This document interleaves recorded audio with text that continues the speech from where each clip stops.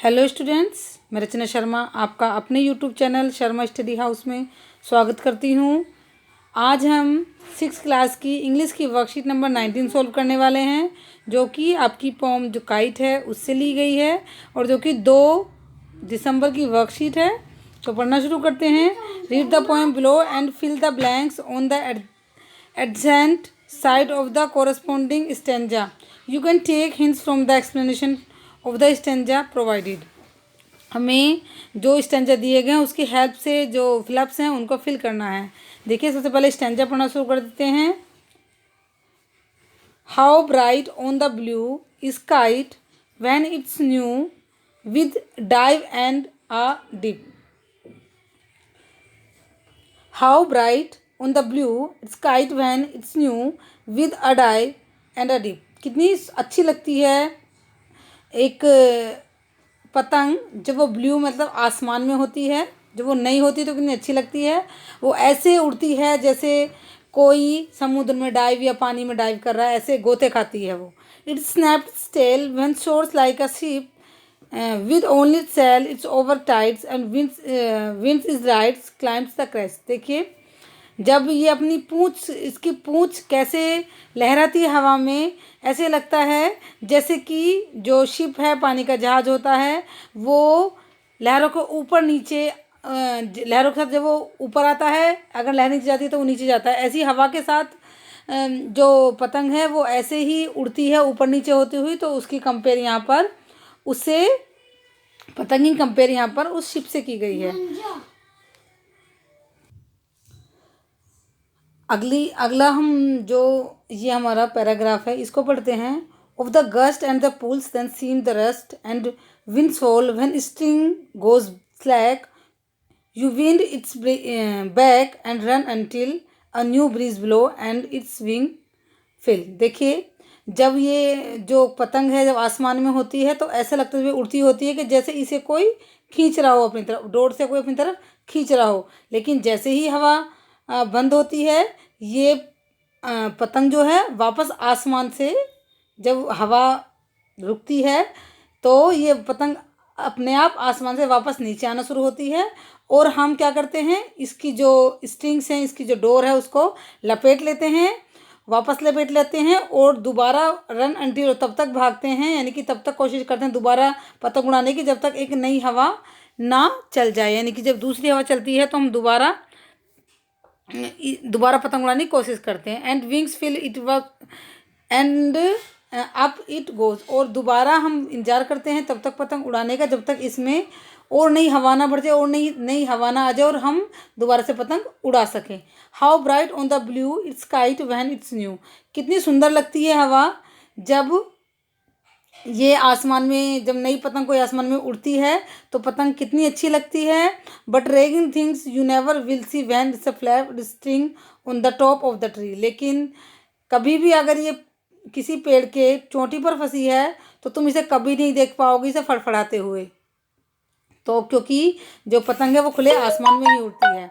तो अब इसके क्वेश्चन आंसर कर लेते हैं। देखिए, फर्स्ट में देखेंगे, the blue is the first refer to. आपको बताया था मैंने, स्काई के लिए बोला गया है ब्लू। यहाँ पर टाइड्स ऑफ विंड्स मीन्स जो टाइड हैं, जो तूफान हैं हवा के, किससे लिया गया है ये, सेलिंग शिप या विंड्स करंट्स। जो यहाँ पर आपके पैराग्राफ में जो दिया गया है, over the tides winds it rides, ये किससे दिया गया है, ये सेलिंग शिप है यहाँ पर। इस टाइड्स ऑफ विंड का मतलब, या फिर विंड करंटली है जो हवा का बहाव है, तो ये इससे दिया गया है, वाइंड करंट से, जो हवा की धारा है उससे। The crest means the kite reach the sound या टॉप, क्लाइम द क्रिस्ट, ये है टॉप। इसका मीनिंग यहाँ पर किस चीज़ से दिया गया है, मीनिंग इस क्रिस्ट का देखिए पहले पैराग्राफ के लास्ट वाली लाइन में। तो यहाँ पर आपकी जो ये यहाँ पर ये लाइन है क्रिस्ट, इसका मतलब है टॉप। इसका करंट हो गया, इसका ब्लू हो गया। अब देखिए, the kite looks bright when it's, पतंग कब नहीं होती, कब अच्छी लगती है, जब वो नहीं होती है। इन sky the kite source like ship, आसमान, सॉरी, ये क्या है, इन स्काई काइट शोर्स लाइक, आसमान में जो पतंग है वो शोर्स लाइक का शिप, देखो यहाँ पर शिप लिखा हुआ है तो ये शिप आएगा इसका। एफ में है द शिप्स करते हैं हेल्प टॉपर पहुंचाने के लिए, विंड विंड करते हैं पतंग की हेल्प उसे आसमान तक पहुंचाने के लिए। अब देखिए हमारा ये पैराग्राफ इससे था, अब जो रेड वाला पैराग्राफ होगा वो इससे होगा, तो इसकी हेल्प से हम इसे करेंगे। The kite rest top in sky when the winds feel थोड़ी winds falls, you wind back the strings when the string slacks, when a new winds blow, new unwind it again, a new wind fills the wings in the kite with air and goes up again। देखिए इसमें यही बात कही, इस paragraph को यहाँ पर समझाया गया है जो रेड वाला पैराग्राफ है कि काइट आसमान में जो हवा में वो रुक जाती है जब हवा चलनी बंद हो जाती है, लेकिन और जब हवा बंद हो जाती है तो वो रुक जाती है और वापस ज़मीन पर आना शुरू कर देती है, और हम इसकी जो स्ट्रिप्स है इसकी डोर है उसको लपेट लेते हैं और इंतजार करते हैं नई हवा के आने का और उसे वापस पतंग को उड़ाने का। द काइट सिम, अब देखिए क्वेश्चन कर लेते हैं। The kite seems stressed when some what still in the sky, जब आसमान में वो रुक जाती है, कहाँ रुकती है, आसमान में रुकती है ना रेस्ट के लिए। देखिए बी में देखिए you win the stings when it goes back, जब वापस आती है तो हम क्या करते हैं, इसके स्ट्रिंग्स को जब ये वापस आती है इसे हम स्ट्रिंग कर लेते हैं। इसमें आपका स्ट्रिंग नहीं, देखिए इसमें बताती हूँ इसमें क्या आएगा आपका, यहाँ पर है देखिए, यहाँ पर आपके पैराग्राफ में है when string go back slack, sorry when strings, जब तार गो स्लैक्स कमज़ोर पड़ जाते हैं, द विंड इज बैक, हवा यानी कि जब हवा वापस होती है तो क्या होता है, तार जो कमज़ोर पड़ जाते हैं। तो इसमें देखिए you wind and string when it goes back ही आएगा इसमें। The kite is filled with a new, जो काइट है फिल एक नई आइस नई ब्रीज के द्वारा, जब एक नई हवा आएगी तो उसे दोबारा उड़ा दिया जाता है। New wind blow and gives it, नई हवा चलती है, and it wings to fly, और उसे नए पंख देती है उड़ने के लिए पतंग को। अब लास्ट में देखिए a new kite looks bright, एक नई पतंग कितनी अच्छी लगती है जब वो नई हो आसमान में उड़ती है।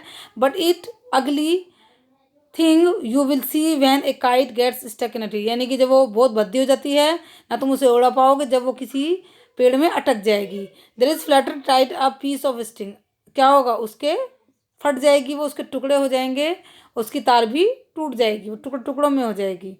तो अब देखिए इस पैराग्राफ में देखिए लास्ट इसका पहला क्वेश्चन है the kite is struggling on the top of the tree, जो हवा से वो उस पेड़ से निकलने का हवा कोशिश करती है लेकिन निकल नहीं पाती है। कभी भी आपने पेड़ में उलझी हुई पतंग को पेड़ के टॉप पर निकलते हुए नहीं देखा होगा। The opposite word of top is bottom, इसका आंसर है बॉटम। तो हमारी वर्कशीट होती है, यहाँ के क्वेश्चन आंसर कंप्लीट होते हैं। आगे देखिए क्या करना है आपको। Now let us colour the picture below given the instruction provide the statement, जो इंस्ट्रक्शन दिए गए उसके अकॉर्डिंग हमें इस पिक्चर को कलर करना है। द काइट इज ब्लू, आपको इसको ब्लू करना है। गर्ल हैज़ ब्लैक हेयर, इसके जो बाल हैं यहाँ आपको ब्लैक करना है, काला यानी। अब girl is wearing red shirt, ये जो शर्ट है इसकी आपको रेड करनी है। एंड येलो स्कर्ट टॉप, इस रेड स्कर्ट है इसकी और येलो टॉप है, सॉरी स्कर्ट, शर्ट नहीं इसकी स्कर्ट जो है, ये देखिए ये जो स्कर्ट पहनी है येलो है और टॉप इसका रेड है, यानी कि लाल बनाना है इसका ऊपर से, और पीली करनी है इसकी स्कर्ट को। The tail of the kite is green, ये जो पूंछ है ये ग्रीन होनी चाहिए। The girl is wearing brown shoes, और उसके ब्राउन कलर के शूज हों, ऐसे करके आपको कलर करना है और आपकी तभी ये वर्कशीट कंप्लीट होगी। तो बच्चों वर्कशीट कंप्लीट होती है। आई होप आपको समझ आया होगा, और अगर आपको समझ आया हो तो वीडियो को लाइक कर देना।